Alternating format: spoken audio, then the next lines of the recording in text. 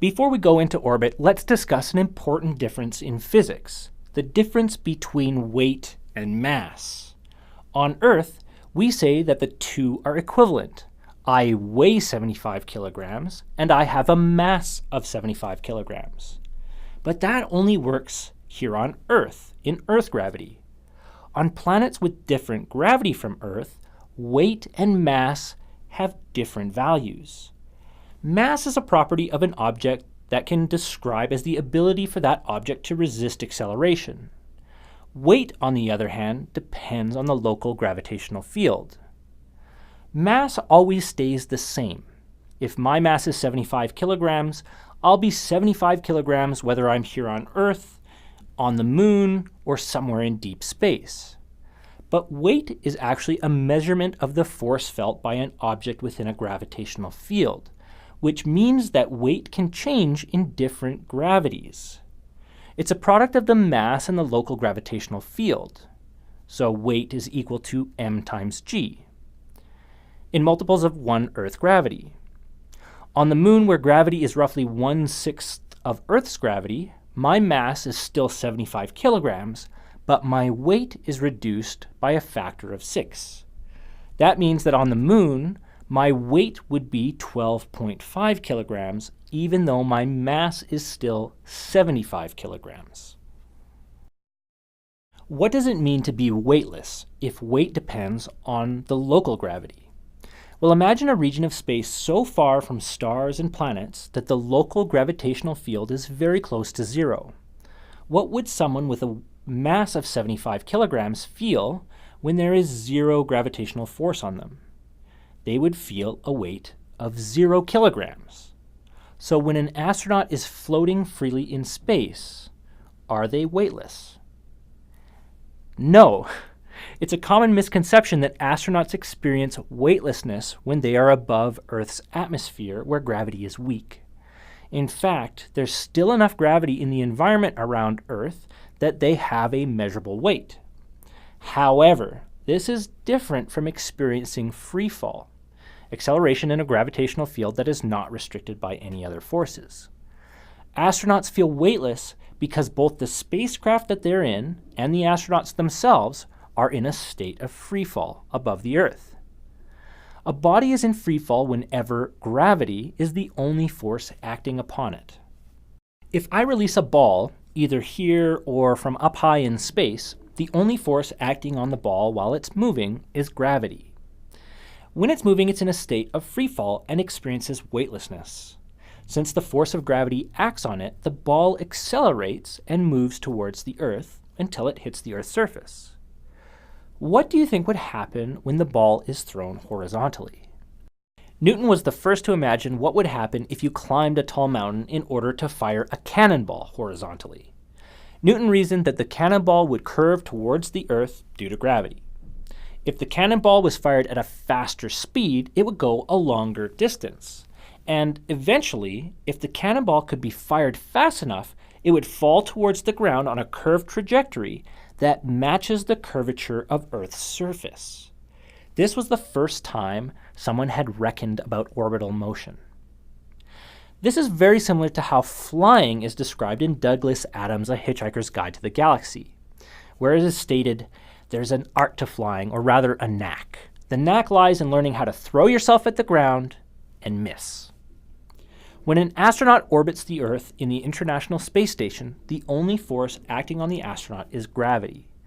The astronaut is traveling in a stable orbit around the Earth, so although gravity is pulling on the astronaut towards the Earth, the circular motion makes it possible for the astronaut to miss the Earth. One way to experience weightlessness without being in orbit or at a vast distance from the Earth is to fly in an airplane on a parabolic trajectory. Special aircraft that can withstand many times the force of gravity navigate to a high altitude before climbing into an inverted parabolic flight path.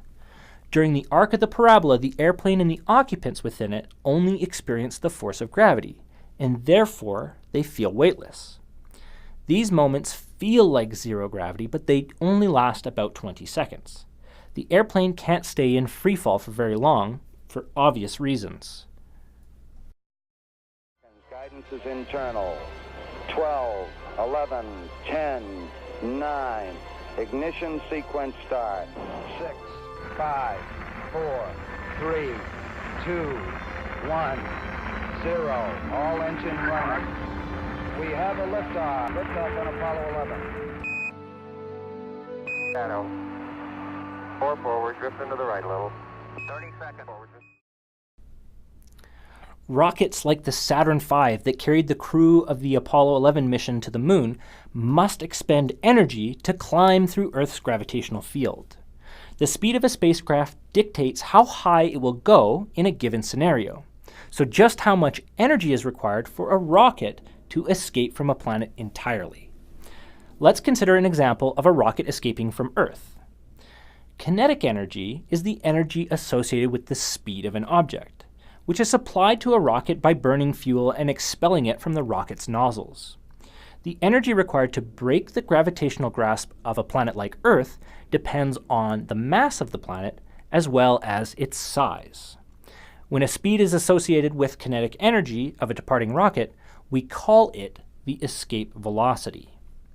Earth has an escape velocity which is roughly 11.2 kilometers per second, which is more than 40,000 kilometers per hour.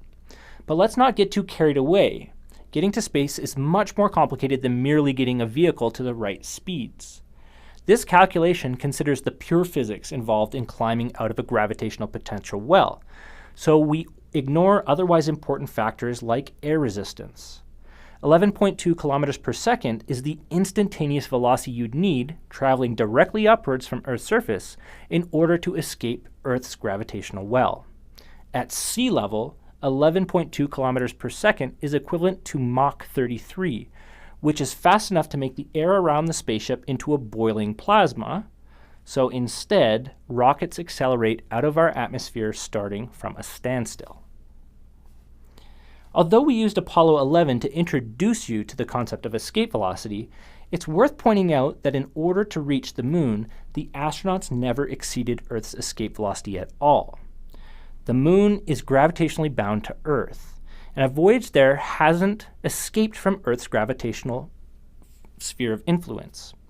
The moon itself is also trapped within Earth's gravitational well.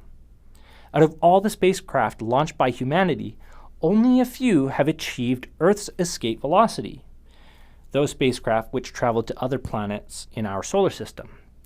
But a small subset of spacecraft have voyaged well beyond the Earth's grasp and escaped from the gravitational pull of the entire solar system. One such spacecraft, Voyager 2, launched in 1977 and is now considered to be an interstellar traveler. The red line in this graph represents the changes in speed experienced by Voyager 2 from 1977 to 1989 on its journey past the outer planets. In order for Voyager 2 to achieve escape velocity from our solar system, it needed a gravity assist from the planet Jupiter. A gravity assist is a way for a space probe to boost its kinetic energy by stealing the orbital energy from a heavy body like Jupiter. Over the course of Voyager 2's transit through the solar system, it was repeatedly boosted by encounters with planets Saturn, Uranus, and Neptune. At present, Voyager 2 is traveling at 15.4 kilometers per second on its way to the outermost edge of our solar system. By contrast, the fastest humans have ever traveled was accomplished by the crew of Apollo 10 in 1969. Achieving a top speed of nearly 11.08 kilometers per second. However, their speed record was on their way back through Earth's atmosphere and not on the way out. But even faster than the Voyager spacecraft, the current speed record held by a human object is the New Horizons probe, which took pictures of Pluto in a flyby in 2015.